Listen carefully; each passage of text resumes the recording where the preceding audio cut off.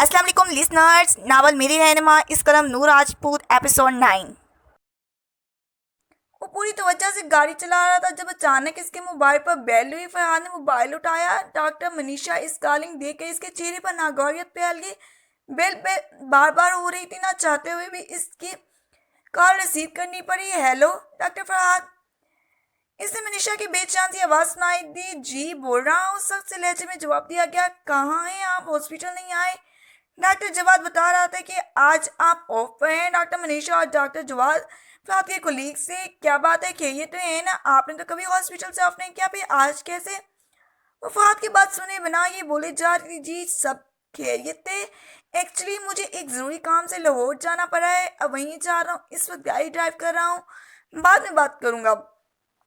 अंदाज बिल्कुल ही नजरअंदाज करने वाला था। सुने तो इतनी भी जल्दी क्या है? मेरी तो सुबह भी आपको देखकर ही होती है, और एक आप हैं कि इतनी बेरुखी। माना कि बेरुखी जचती है आप, मगर मेरे दिल का भी ख्याल करें जनाब, बहुत नाजुक सा है। और डॉक्टर फरहाद आगा भला इतना कब सुन सकता था? इसकी बर्दाश्त की हद खत्म हो गई। लिसन मिस मनीषा, मुझे आप या आपके दिल में कोई इंटरेस्ट नहीं है। मैं पहले ही बता चुका हूँ कि गाड़ी ड्राइव कर रहा हूँ, सो प्लीज़ आप मुझे अगेन डिस्टर्ब मत कीजिएगा। बेरुखी की सारी हदें पार करते हुए इसने कॉल काटी और इसके साथ ही मोबाइल ऑफ करके एक साइड पर रख दिया। डॉक्टर मनीषा पहले दिन से ही फरहाद की शख्सियत और इसके रख रखाव वाले अंदाज और लड़कियों को फुल इग्नोर करने वाले रवैये पे मर मिटी थी। ये तो फरहाद ही जानता था कि वो कैसे इसे बर्दाश्त करता था। अचानक इसकी नज़र सामने डिशबोर्ड पर रखी ब्लू फाइल पर पड़ी थी। इस फाइल के अंदर मौजूद डायरी और इसमें जो कुछ लिखा था वो फरहाद के माइंड में घूम रहा था। वो इस डायरी को वापस करना चाहता। एक ही रात में वो कितनी अपनी अपनी सी लगने लगी थी, लेकिन मजबूरी थी, वापस करना थी इसे। आखिर वो किसी और की अमानत थी। ड्राम से गेट खुला था, इसमें हरम जल्दी में घर के अंदर बरामदे की गिल खोलकर अंदर चली गई। साबरा खातून हरम की अम्मी जो कि सीन पर बैठी सब्जी बना रही थी। हरम की सकत पर तो हैरान रह गई कि ये कैसे और कहाँ से आई है। हरम बाकी सब कहाँ है और तुम किसके साथ आई हो? वो पूछ रही थी। कुछ लम्हे बाद हरम फाइल के साथ कमरे से बरामद हुई। अम्मी मैं हॉस्पिटल जा रही हूँ सानिया आपी के साथ। वो भाई गाड़ी में बैठी हैं, शाम को सब इधर ही आएंगे, मैं आपको बताती हूँ सब, और खाना बना के रखिएगा। सानिया आपी आज हमारे पास ही रुकेंगी। वो कहती हुई जिस रफ्तार से आई थी उसी रफ्तार से गेट खोलकर ये जा वो जा हो गई। जबकि साबरा खातून देखते ही रह गई। अजीब आंधी की रफ्तार वाली लड़की कुछ सुनती ही नहीं, वो बड़बड़ा रही थी। वो पिछले एक घंटे से हॉस्पिटल के पिछले वाले लॉन में बैठे इसका इंतजार कर रहा था। मौसम आज भी आबा आलूदा, जनवरी का महीना था। सर्दी की शीतल में भी इजाफा हो रहा था। बरसात की जड़ी लगी हुई थी। बादलों का जब दिल चाहता था बरसना शुरू कर देते थे। लाहौर तो वो दोपहर को ही पहुंच गए थे जब सारी बात डॉक्टर समी को बताना पड़ी, जो इसे यूं लाहौर में अचानक देखा हैरान हुए थे। जब से इसे पता चला था कि हरम हॉस्पिटल के लिए निकल चुके, तब से वो इसी लॉन में बैठा था। गोल में इसके गिर्द दो कुर्सियां रखी थी। शाम हो चुकी थी, फिर वो वही वक्त हो चुका था जब वक्त वो पहली बार मिला था। लगता है बारिश होगी आज भी। वो सोच रहा था कि अचानक लाइट चली गई। ओहो, ये लाइट लाहौर वालों को कितना तंग करती है ना। है मुझे क्या? वो बड़बड़ा था। इसने चेयर से टेक लगा ली और आंखें बंद कर ली। इतना लंबा सफर था कि वो थक चुका था। अभी थोड़ी देर गुजरी थी कि एक मखसूस जानी बेचानी सी खुशबू हवा के एक झोंके साथ इसके नत्थों से टकराई। चंबेली की खुशबू। ये तो वही खुशबू है जो डायरी से भी आती है। फरहाद अगर ने पट से आंखें खोल दी थी। वो सामने खड़ी थी शीशे की दीवार वाले कमरे के वाजे में, जिसके बाहर डॉक्टर समी की ऑफिस था। वो वैसे ही थी, शाल में लिपटी हुई। वही अंधेरा, वही खामोशी, वही पुरसरारियत। फरहाद एकदम खड़ा हो गया था। दिल था कि अपनी रफ्तार से भी तेज धड़कना शुरू कर दिया था। अस्सलाम वालेकुम। वो आहिस्ता आहिस्ता कदम उठाते हुए करीब आई। ये आपकी फाइल। सलाम करने के बाद इसने फाइल मेज पर रख दी। इतनी धीमी आवाज। फहद को लगा इसकी समात में कोई मसला हो गया है शायद, जो इतना धीमा सुनाई दिया। वालेकुम अस्सलाम, फरहाद ने शाइस्तगी से जवाब दिया। अब मुझे मेरी फाइल वापस कर दे। वो बोली थी। नजर एक बार भी फरहाद की तरफ नहीं उठी, वरना फरहाद आगा को यूं इग्नोर करना।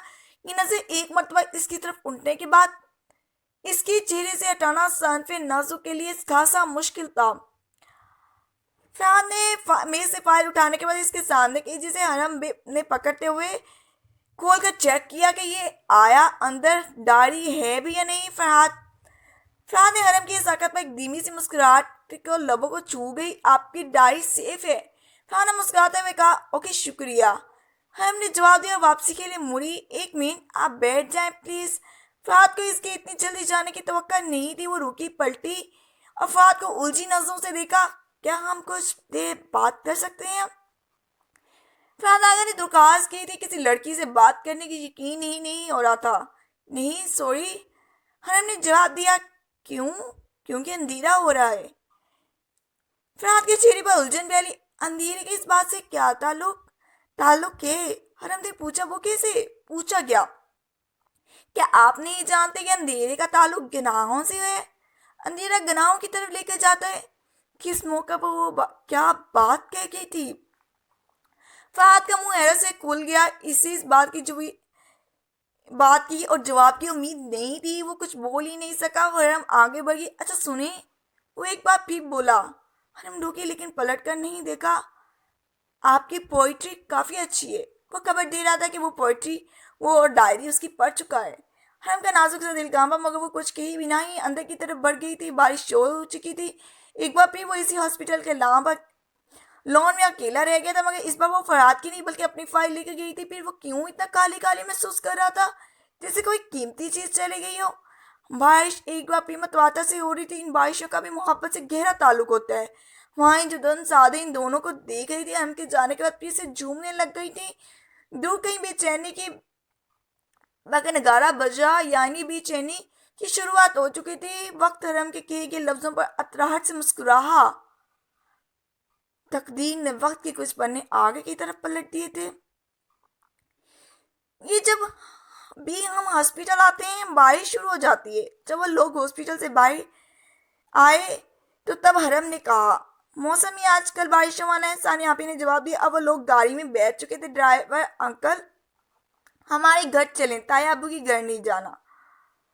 हरम ने हंसते हुए कहा, ठीक है बेटा।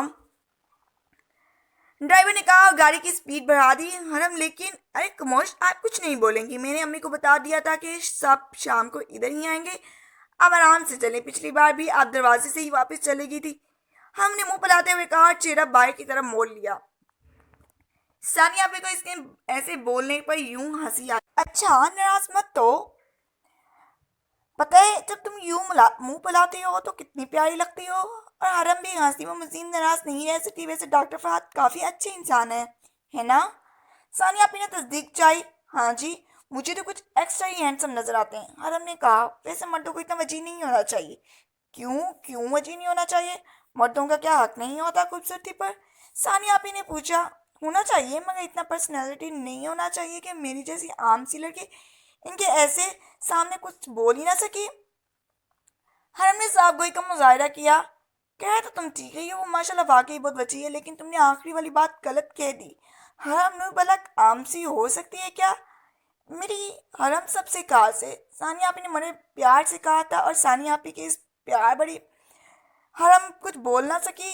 वो भाई तेजी से गुजरते हुए नज़ारों में गुम हो गई, लेकिन इसका माइंड कहीं उलझ रहा था। अगर खास होती तो नादा जैसे शख्स के साथ नहीं जोड़ा जाता मुझे।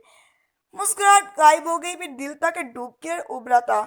इसे जहन को झटका कि मुझे ये सब नहीं सोचना चाहिए, और फिर कुछ और सोचने लग गई। आपकी पोइट्री काफी अच्छी है। एक आवाज गूंजी और इसका सारा ध्यान डायरी की तरफ मबजूल हो गया। हाय अल्लाह, वो शख्स मेरी डायरी पढ़ चुका है। क्या सोचता होगा वो मेरे बारे में? हंसता होगा। सही कहते हैं लोग कि इंसान को डायरी नहीं लिखनी चाहिए। बस आज के बाद मैं भी कोई डायरी नहीं लिखूंगी, बिल्कुल भी नहीं। ये आखिरी है। पता नहीं क्या बात करना चाहता था वो। मुझे इसकी बात सुन लेनी चाहिए थी। हम के दिल की धड़कन तेज हुई। अच्छा किया नहीं सुनी। सानिया पे क्या सोचती मेरे बारे में? इससे एक मिनट में अपने दिल की बात सुनी थी और इसने गाड़ी के सीट से टेक लगा लिया। सानिया पे कुछ बोल रही थी और वो हूँ हमें जवाब दे रही थी। ये बारिशें भी कितने दुख ताजा कर देती हैं। फा ने इन्हें गेट से बाहर निकलते देखा था। एक गहरी सांस ली और फिर वापस डॉक्टर समी के कमरे में आ गया। मुझे भी अब जाना चाहिए, इसने डॉक्टर समी से कहा। अरे इस वक्त रहने तो, सुबह चले जाना। डॉक्टर समी ने मौसम और वक्त को देखकर कहा, नहीं भाई जाना बहुत जरूरी है, मुझे सुबह हॉस्पिटल भी जाना है। आप फिक्र ना करें, मैं आराम से चला जाऊंगा। फरहाद ने जवाब दिया। डॉक्टर समी ने नोट किया था कि फरहाद का चेहरा बुझ चुका था। कुछ देर पहले वाला फरहाद जो 3 साल पहले बाद नजर आया था फिर कहीं गुम हो गया था। क्या हुआ, तुम उदास क्यों हो? डॉक्टर समी इसके रंग को जानता था। क्या वो उदास था ये वो जान चुका था? नहीं, ऐसी कोई बात नहीं है। फरहाद अपनी चोरी पकड़े जाने पर गड़बड़ा गया। फरहाद, मैं तुम्हें अच्छे से जानता हूँ। کچھ دیر پہلے تمہاری چہرے پر عجیب سی خوبصورت سے رنگ تھے، مگر اب وہ غائب ہو چکے ہیں۔ آخر وجہ کیا ہے؟ کوئی وجہ نہیں ہے بھائی، آپ کو وہم ہو رہا ہے، فرحان نے مسکراتے ہوئے کہا۔